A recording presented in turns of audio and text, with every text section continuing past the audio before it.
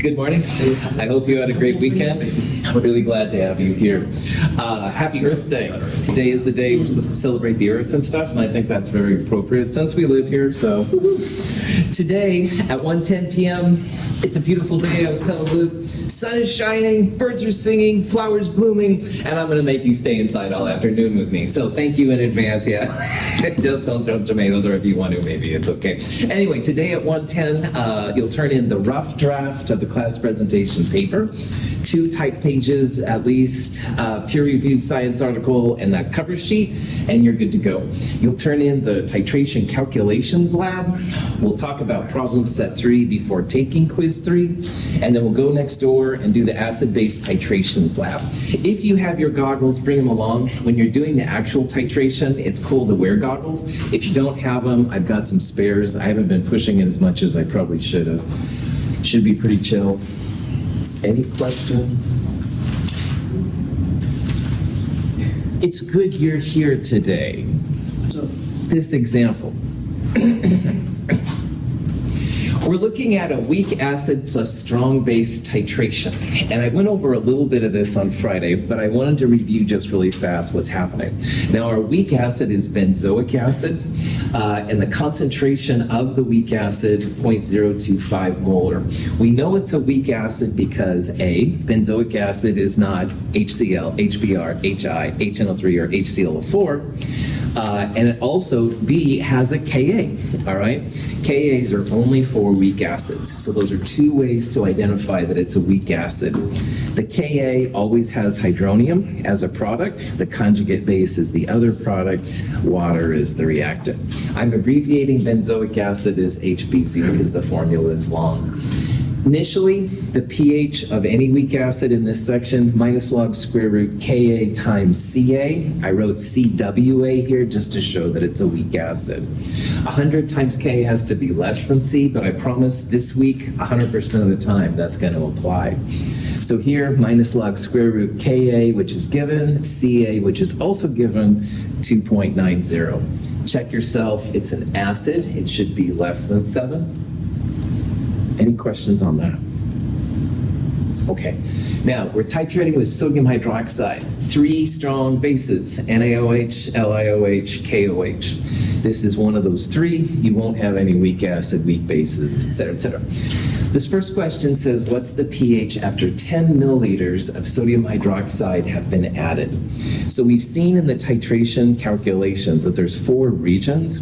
We just went through the initial point. There's an equivalence point, and then there's lots of pre-equivalence and lots of post-equivalence. So the first thing we need to do is figure out where we are on this scale to figure it out. And equivalence means that the moles of what you're adding, which in this case is sodium hydroxide, will be equal to the moles of what you started with, which in this case is benzoic acid.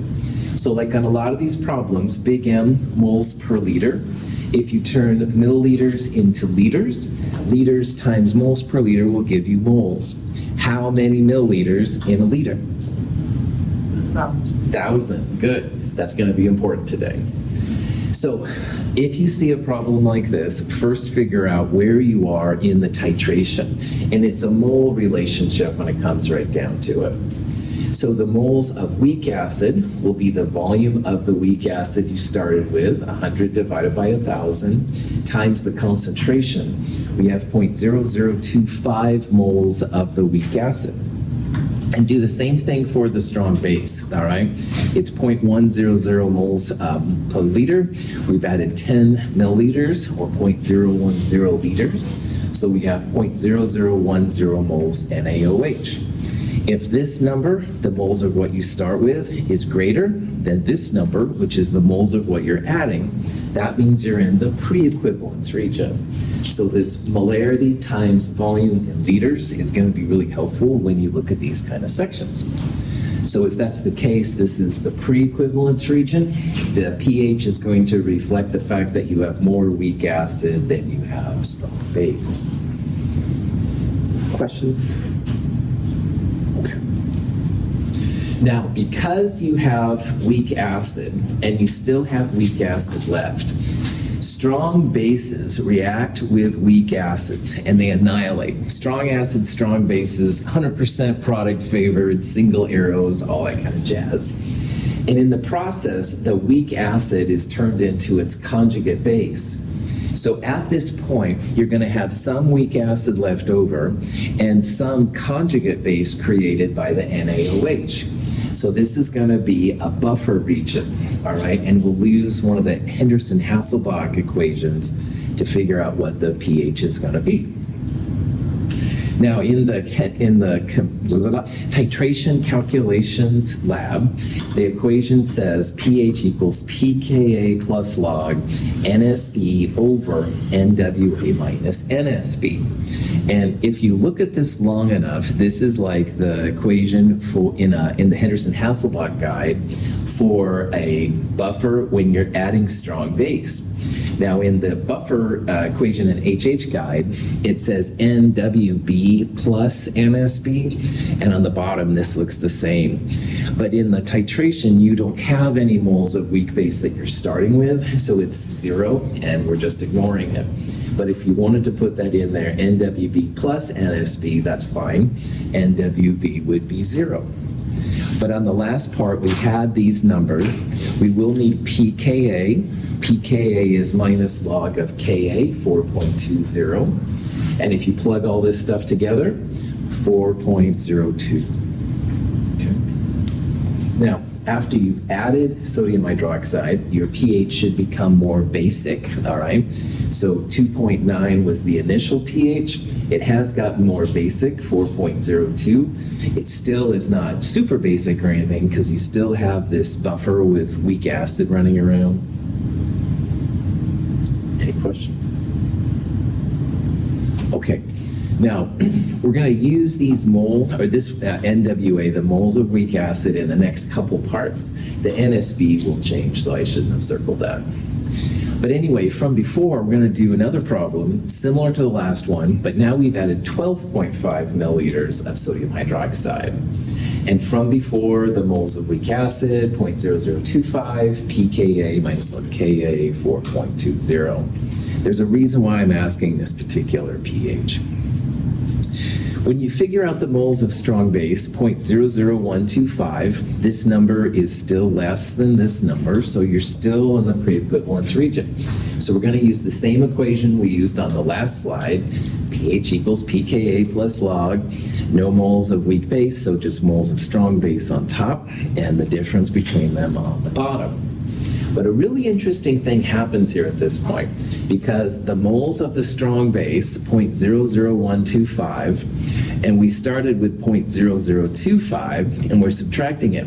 So you end up with the same number on the top and the bottom. And in base 10 logs, log of 1 is 0. So what happens here, this is where pH equals pKa. This is the pre-equivalence region, and this is technically the half equivalence point. All right, so Rory finds a new acid, discovers it, makes it, whatever. No one's ever looked at it before. It's cool to have the Ka. So if you do a titration and you know where to find it, the half equivalence point, pH, equals pKa. And that can be super helpful for this kind of stuff. So it's an important part if you have a weak acid and a strong base like here, or if you have a weak base plus strong acid. It's a great place to find the pKa or pKb, stuff like that. Any questions? Now, this half equivalence point, all right, the half equivalence region is a specific point. And at that point, pH and pKa are the same. So if you don't know your Ka or Kb, then it can be really helpful. And of course, once you have Ka, you can find Kb. Kw equals Ka times Kb. Another thing that's useful about this point is that the volume at half equivalence is half the volume required to reach equivalence. So knowing where equivalence is really important. That's where the moles of what you're adding equal the moles of what you started. So the moles of weak acid, this number, is all the weak acid we have. At equivalence point, this will also be the moles of strong base.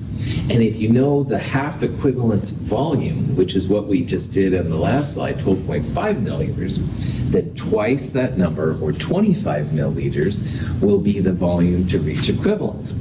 There's a couple ways to find equivalence, but that one equivalence point is different than the other points and stuff, so it's kind of a cool thing to know. So if you're going to make a graph here, of course, 0 would be initial, and now 25 milliliters would be equivalence.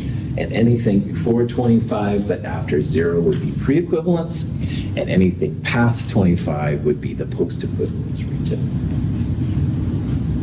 Okay, so the question here is, what is the pH at the equivalence point? All right, and at this point now we have a different reaction to consider. Initially, the benzoic acid, which is technically this molecule right here, gives up its H+, and it reacts with hydroxide to make water and the benzoate ion. But at equivalence point, all of the benzoic acid has been wiped out by sodium hydroxide. And the only species we have left at equivalence will be water, pH of 7, not that exciting, and also low concentration. But we will have the benzoate ion. And this is the weird thing about weak acids and weak bases, because at the equivalence point, their arch nemesis, if you will, or their opposite, whatever, kicks in.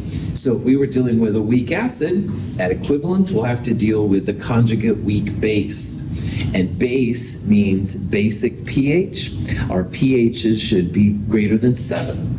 So this is a difference between strong acid, strong base reactions, where equivalence point was just equal to 7 for pH.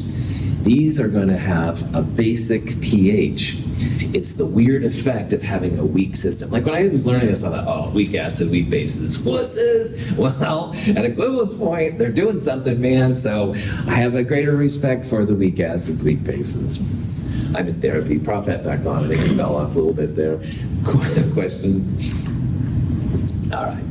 Anyway, equivalence, the moles of the benzoic acid we started with and the sodium hydroxide are equal. And sodium hydroxide pushes it to the other side. We've got boring sodium, pH neutral ion, water, pH 7, not very high concentration, but this little bugger is going to have a pH effect. And that's why if you don't know if your acid initially is strong or weak, you can look to the equivalence point. If the equivalence point is about 7, it's probably a strong acid. But more often than not, remember there's thousands and thousands of weak acids. More often than not, your equivalence point will be basic. The conjugate base is shining, if you will, at the equivalence point. So what we're going to have to do, first of all, is realize that your pH should be basic. You've got a weak base, but it's a base. The base is going to react with water to make conjugate acid, and because it's a base, you've got some hydroxide running around. So at equivalence, your pH should be basic, this one point. Cool. All right. Now, we need the moles, we need the volume, all this kind of stuff.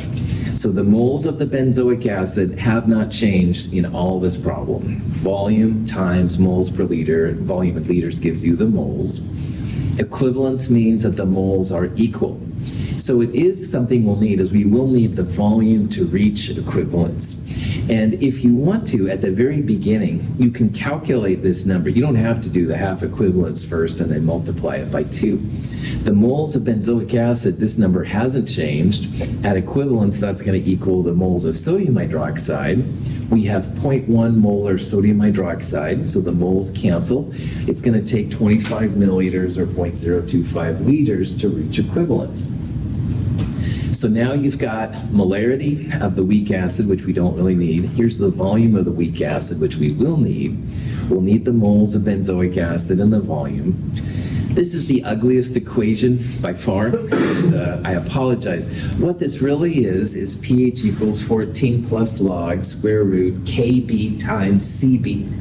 Now, Kb is maybe something you don't have, but you almost always have Ka, so Kw divided by Ka gives you Kb. So if you have Kb, plug that in there. You don't have to do that part. Now, Cb is a little bit weirder. At equivalence, the moles that you started with are equal to the moles of your conjugate base. So that number pops in again right there. And you do need to divide by the total volume, like we've seen, total volume in liters. So we had 100 milliliters of the weak acid, 25 milliliters of the strong base to reach equivalence. Throw all this in. We expect our pH to be basic, 7, 8.25. Questions? Okay. The question now is, what's the pH at 26 milliliters? And we saw just a little bit ago that 25 milliliters was the volume to reach equivalence. So anything past that now will be the post-equivalence region. And in this region, now the sodium hydroxide is the main player. It dominates the pH landscape.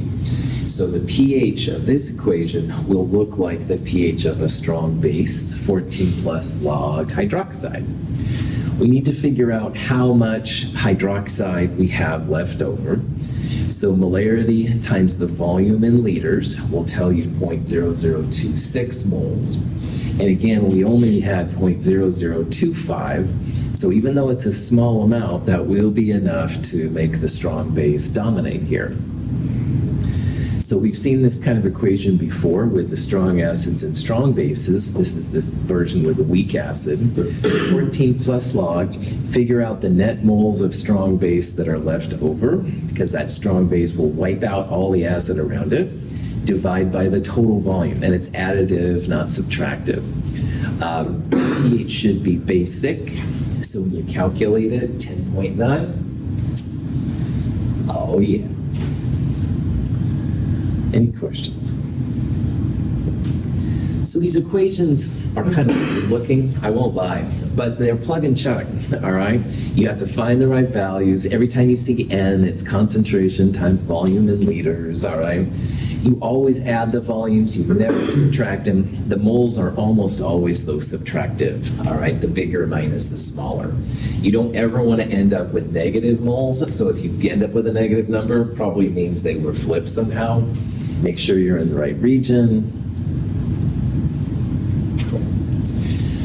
You bet you can graph it. pH is almost always the y-axis, and the volume in milliliters is usually the x-axis. So initially, the pH was 2.9. At 10 milliliters, it was 4.02. Half equivalence, where the moles are half of what we need, comes out to be 4.20. Of course, that's where pH and pK are the same. Equivalence point is going to be basic. So again, if you don't know if your acid was strong or weak, the middle point of the steep part is the equivalence point. And the middle point looks right about there to me, and you go over, this is definitely a basic equivalence point, all right? And that means you started with a weak acid, because at that point, that's where the conjugate base of the weak acid is dominating. If you would have seen this point at 7 down here, then you would have said, oh, I started with a strong acid. And then finally, post-equivalence, you start getting more and more basic, 10.9. Cool. Questions? Okay. The K value changes the shape of the titration curve. And I had several questions this weekend about question 4 on the titration calculations, and I completely understand. Strong acids with strong bases, very, very sharp, a true S curve, if you will.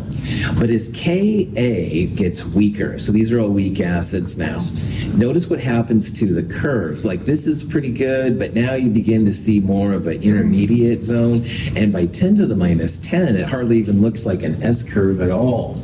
So K does affect the shape of the curve. And if you see it being a little weird, that's okay.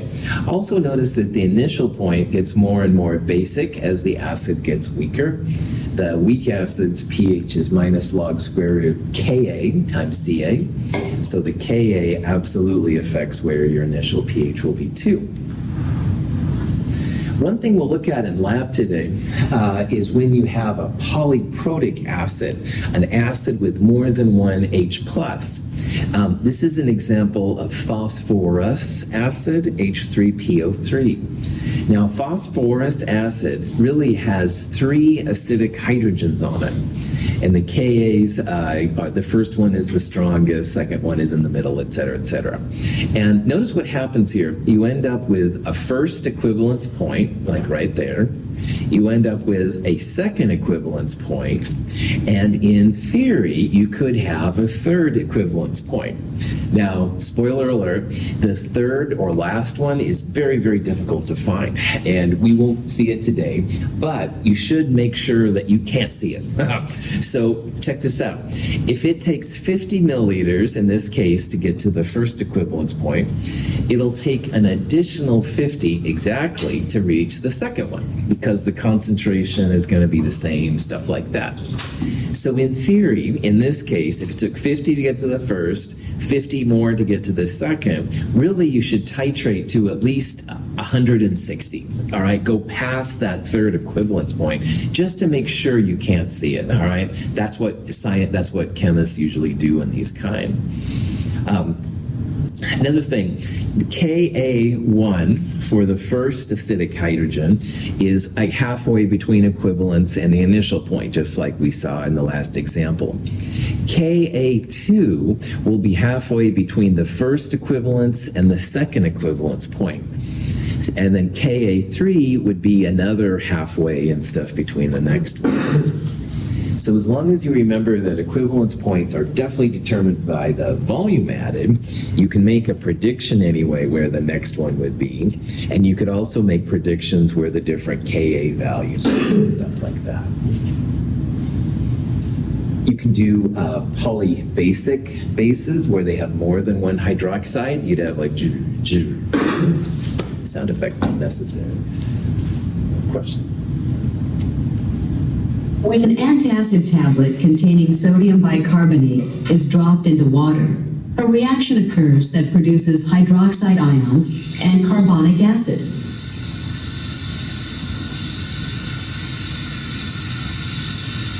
The carbonic acid decomposes to form water and carbon dioxide gas, visible as bubbles. The hydroxide ions react with acid in the stomach to produce water.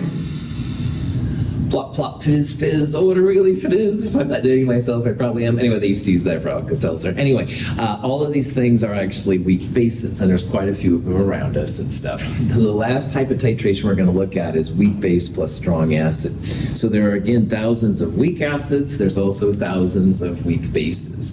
Weak bases plus strong acids have some similarity to the last one. With a weak base, of course, you'll be starting at a basic pH. You'll have an equivalence point. With weak acid strong base, the pH at equivalence was basic. With weak base plus strong acid at equivalence, the conjugate acid is dominant. So you'll have an acidic pH at equivalence. You'll go through a buffer region in between. After equivalence point, you'll start to have more moles of strong acid, so the moles of strong acid will dominate. Now, an interesting thing happens, though, with weak base plus strong acid. You can still use Henderson-Hasselbalch here. And Henderson-Hasselbalch, pH equals pKa plus log base over acid. So, in my opinion, the best way to find the pKb or Kb is to start with pKa, because at half equivalence, halfway between where you start and equivalence, so right there, at half equivalence, pH equals pKa. Now, if you're starting with a base, you're not as excited probably by the pKa as you would be the pKb. So then you take the pKa, 14 minus pKa would equal pKb, and you find Kb from there. But it is what's done a lot of times for what it's worth. So that's a little bit of a twist here. There is a version, if you really want to use pKb, it's POH equals pKb, plus log acid over base. It's the opposite of what we've been talking about. And I think it's better to keep it with just one version of the Henderson-Hasselbalch, but you can use it if you want to.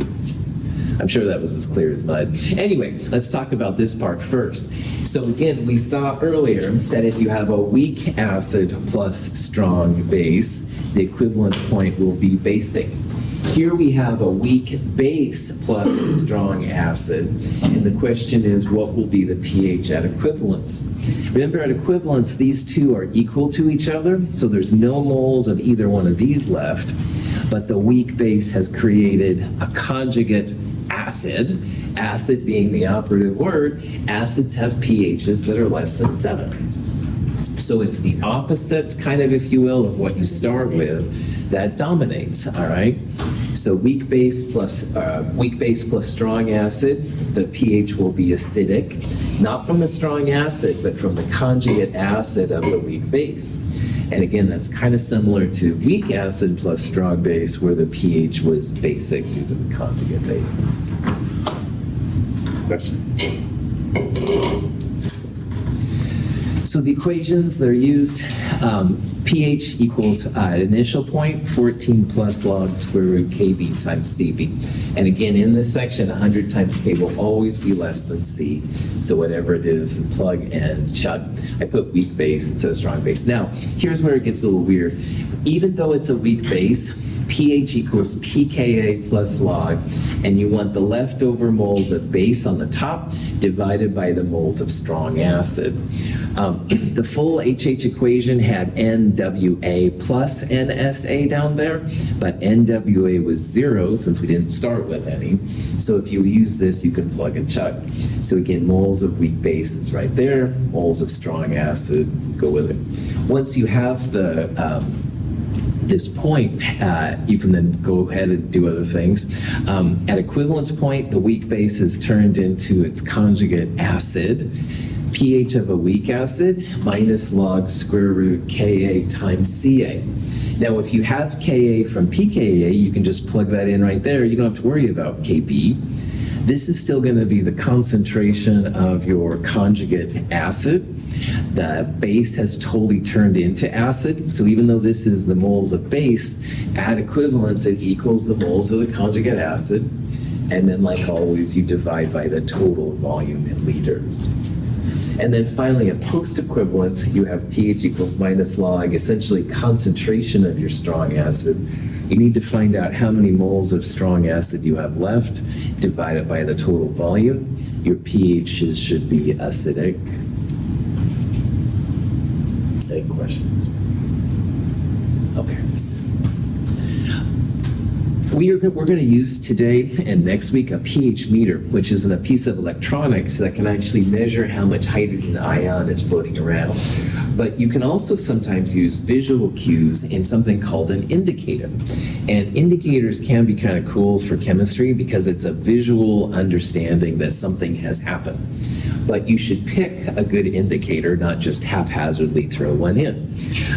A real common indicator is this one right here, phenolphthalein, which is hard to spell. You don't have to spell it. It's hard to say sometimes. But anyway, phenolphthalein goes from colorless to red. And you can see if you go up here, it's close to 7. All right, 7 to 8, somewhere in there. So phenolphthalein is used a lot to show when you have a solution which is acidic or even neutral, and it goes to a basic color. And if your equivalence point is around that pH, this would be a good choice. But being the hip chemist that you all are, you will then be able to predict what the pH is based on a calculation. And if your pH, say, changes here around pH of 4, you might be better to use this one right here, bromocresserol green, which I've never used. But anyway, there's lots of different kinds of ones to do. So your calculation for where the pH at equivalence is, you want to try and find an indicator which is in that region, all right? So methyl red is around 4 to 5, somewhere in there. If your solution equivalence point is around there, this might do a good job. If you had a base going to an acid, it would go yellow to red. On the other hand, if you had an acid going to base, it would go red to yellow, et cetera, et cetera. They're all kind of cool. They can be pretty neat, but if you don't have the right indicator, you'll see something happen. You'll see this color change. You're like, oh, cool, I'm done.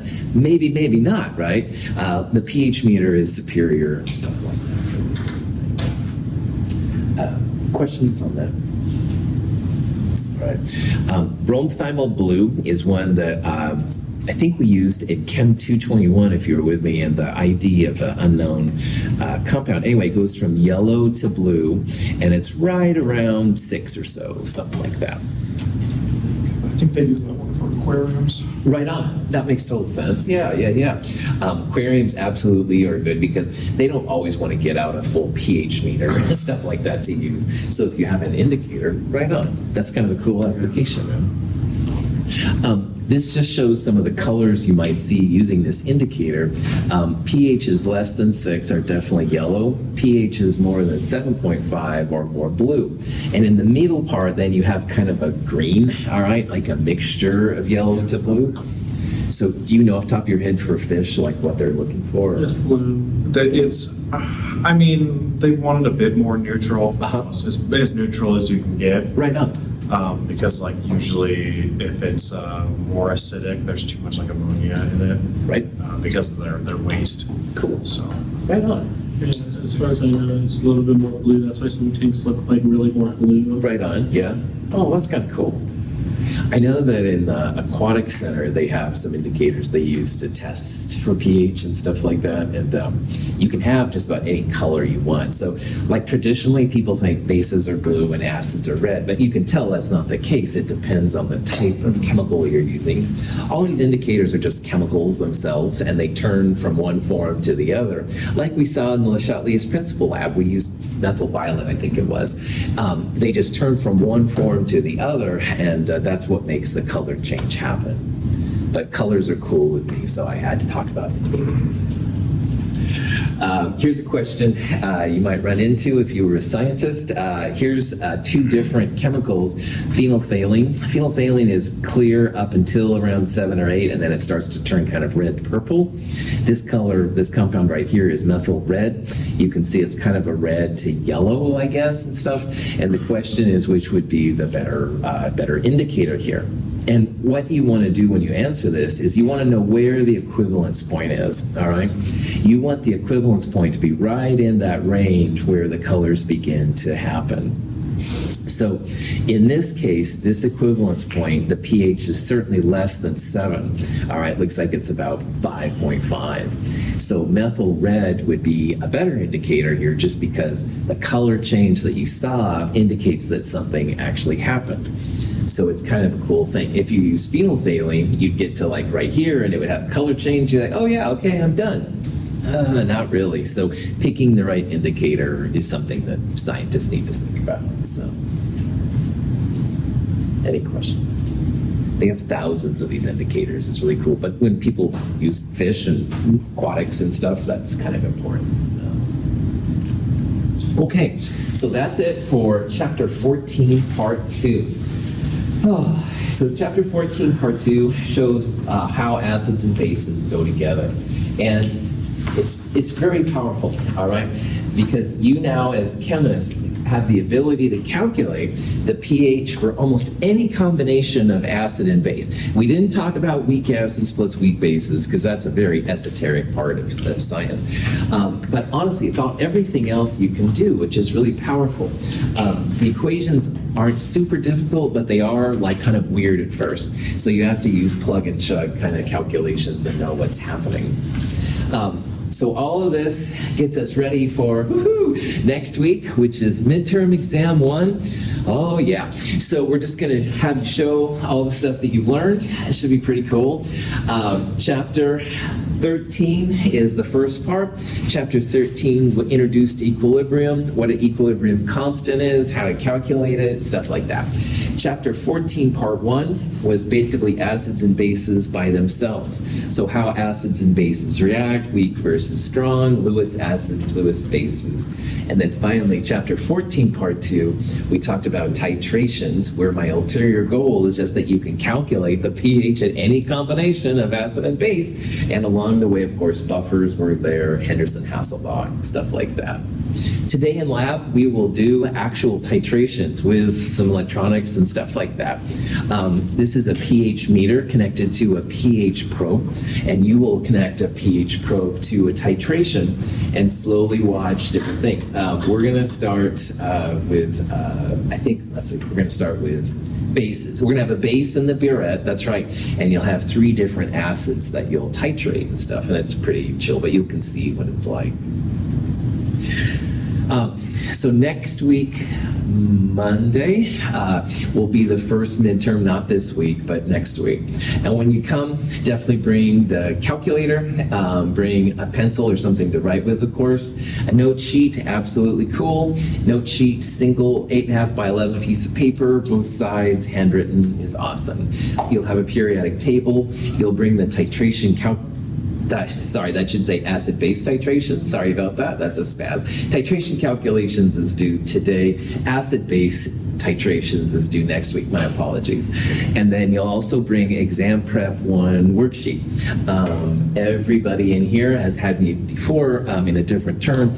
Exam prep worksheets are right after the problem sets, single page, double-sided, questions given, the answers given. Show your work, how you go from the question to the answer. Good to go. Exam itself will have 20 multiple choice questions, 5 short answer questions. It'll be about 2 hours in length, and I'll return the exam to you in the following period with a summary sheet seeing how you're doing in this time. You don't need a Scantron, you'll just write on the exam itself. Today, and for several days now, we'll go through some review stuff to kind of help get ready for it, so it should be pretty cool. Any questions on that? Okay. Again, sorry for the spaz there. I don't know what my brain is. So anyway, let's start the review and I'll fix that. Thank you. Thank you, Donovan. All right. So we're going to start with some equilibrium kind of stuff. We've got some N2O4 in a flask, letting it heat at 200 Celsius. And after equilibrium, we've got N2O4 concentration.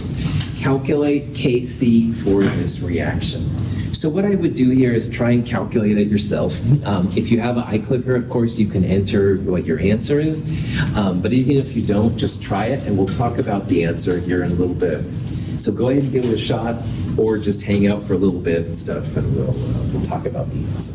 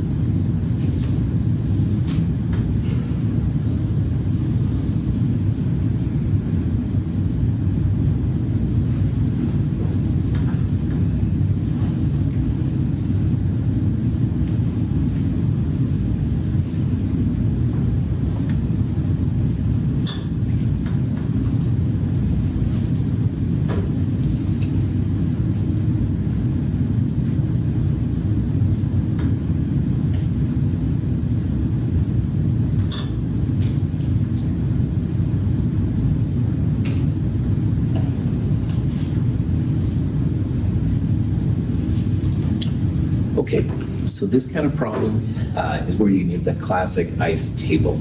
And ICE table, initial change and equilibrium. Remember, the ICE tables are always moles per liter. So the first thing is that you want to take the moles of N2O4 and divide by 2 liters. That number will go right there. All right, don't use just moles unless you absolutely know what you're doing, because it can get really dangerous. So you have N2O4 initially, but you don't have any NO2 in this problem. So the change line, remember that at equilibrium, you can't have 0 amounts or negative amounts of anything in chemistry. So if this is 0, then NO2 has to increase, and it'll increase at the expense, if you will, of N2O4, so N2O4 is going to decrease. And the stoichiometry of this reaction is really important. So there's 1 N2O4 breaking down for every 2 NO2s that form. So you can think about this as like minus X, like minus 1 amount of N2O4, and this would be plus 2X, like you're gaining 2 of these for every 1 of these that breaks down. Now the last part though that it gives you in this problem is the equilibrium N2O4, which is this amount. So using this information, you can see how X is key. If you can find X, then 2X is going to be the equilibrium amount of this one right here. Equilibrium constant K, products over reactants. Don't only include gases and aqueous, don't put any solids and liquids. So it would be NO2 squared over the N2O4. I put the EQs right here just to show that these are the amounts that you want to do. So to solve this, figure out what X is. You've got this number minus this equals this number, so you can solve for X.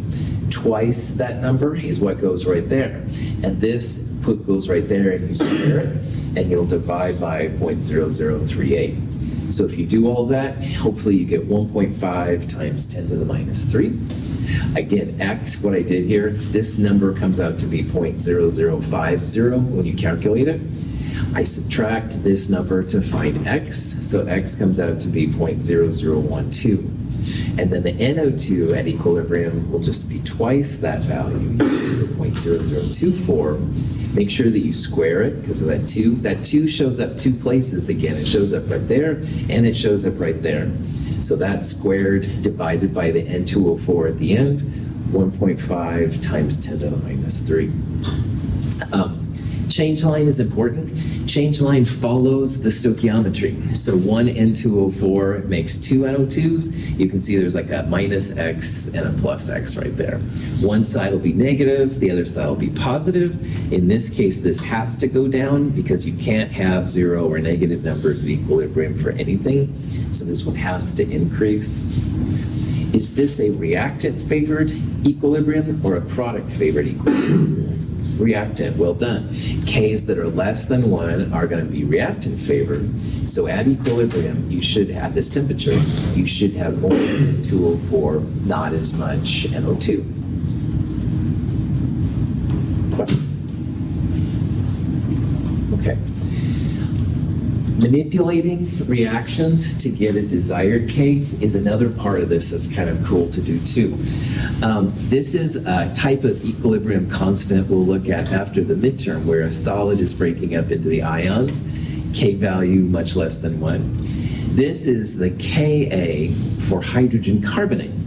It makes hydrogen carbonate reacts with water to make conjugate base and hydronium, another weak system, another weak acid.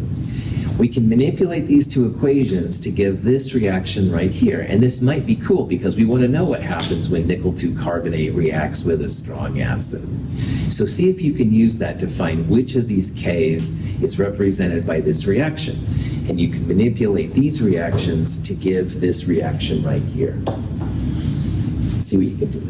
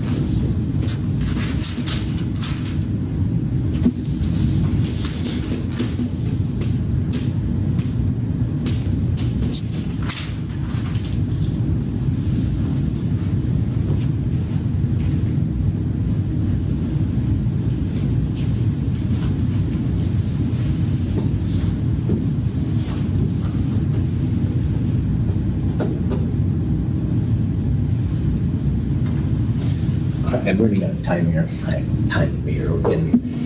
This is a problem we've seen kind of like since Le Chatelier's principle, or thanks for playing Hess's law, sorry, where you have a couple of equations, you're trying to combine them to give you a desired equation. Punchline, nickel 2 carbonate is a reactant, and we want nickel 2 carbonate as a reactant. So I wouldn't by default do anything with the first equation. And if you look, like nickel 2 plus is a product, and here's nickel 2 plus as well. But this reaction looks a lot different, like hydrogen carbonate's a product, and we have it here as a reactant. So what do we want to do to this equation right here? Flip it, that's right, well done. So we're going to flip it. So hydronium and carbonate are going to be our reactants, and they're in equilibrium with hydrogen carbonate and water. What do you do to a reaction when you flip it?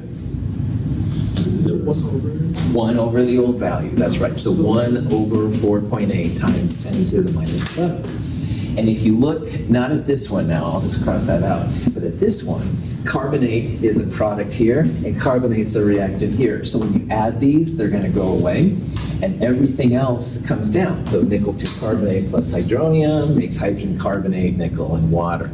So in your calculator, take this number and multiply, if you will, by 1 over this, or this divided by 4.8 times 10 to the minus 11 will give you the value, and it comes out to be 140. So it's like you're taking the first K just as is, but then you multiply by 1 over the other one, or this divided by that would be fine. It goes from reactant favored to product favored. Strong acids almost always push the other way, and this is the hallmark of a strong acid. So, cool. Questions? All right, we'll start with this on Wednesday. Thank you for being here. Have a great day. I'll see you this afternoon.